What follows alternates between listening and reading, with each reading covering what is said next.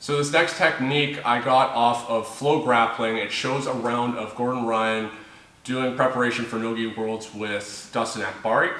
And Dustin gives a response to the shin-on-shin floating pass position that I haven't seen before, and Gordon uses it to land into a knee staple from the half guard position.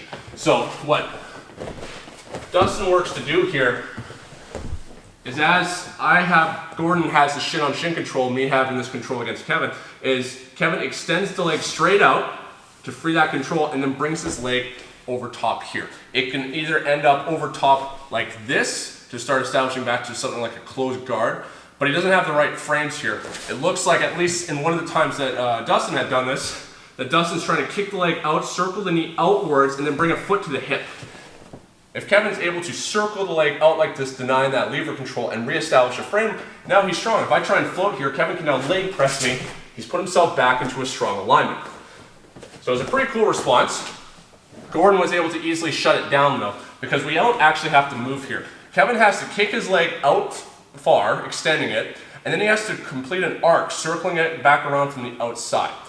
All I have to do is recognize that one lever has been defeated, so I'm going to move to the secondary. First, we're controlling the ankle here, so we're able to control the leg. As we lose control of the secondary lever at the far extension, we're going to switch to controlling the knee and use that to pin the leg down. So as I'm in this floating position, Kevin extends that leg right here. That's all I'm doing. I don't actually have to move very much. Kevin extends, there. I'm hooking at the back of the knee pit, and now I'm just going to redirect and put weight down on this leg, stapling here in this half guard position. We see this is the position that Gordon looks for all the time from half guard. He gets a crossface, an underhook. Kevin's got active half guard right now, and then Gordon looks at bringing this leg over top so that he can start to create a wedge to free his right knee and move straight into mount. Sometimes side control, but usually he takes mount. Here, he doesn't have to do the work of being stuck in a half guard and trying to windshield his leg in here to create this wedge. He just lands straight in it. So as we're here, shin on shin, Kevin extends the leg. I will track it out a bit and flare his leg. And then from here, I have both my knees on the inside. I'm controlling the inside space, splaying Kevin's legs open, putting a lot of pressure on the groin and putting Kevin in a weak alignment. From here, I could really staple down either side that I want to, but staple here on the same side. Kevin's going to try and hook this leg and keep it active here. I'm going to work to now break his alignment. See how Kevin is facing me now. That's one problem with this, is that I am moving in front of Kevin's hips, but it's a small problem. Here, cross-facing, performing an underhook to turn Kevin the opposite way so I'm breaking his alignment.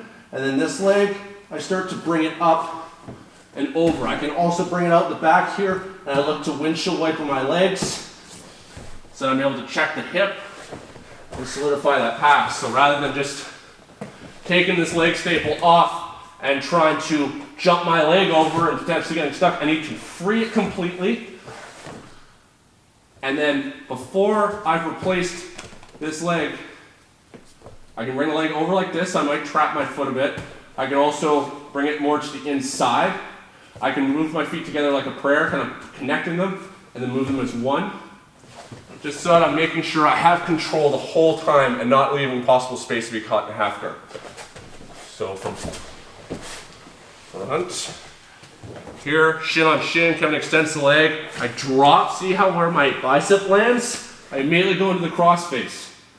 From here, underhook opening up, bring the knee up, move to mount. One view from the back. Here, he extends. See how I'm locking and riding the inside of both knees. Drop down. This leg is up close here, so that if Kevin tries to circle his leg into a butterfly hook like this, he can't do it, because what has happened? I'm now in the floating position on the opposite side. We're not looking to go through a circle here. So as I've dropped, my knee can stay nice and high here, so that if Kevin tries to circle in for that butterfly hook, he can't. If he does start to circle under and he gets closer, it's time for me to move. So just make sure that you're not creating so much space that your partner is able to get underneath and reestablish that floating position on the other side. And I think you guys are going to have fun with this one.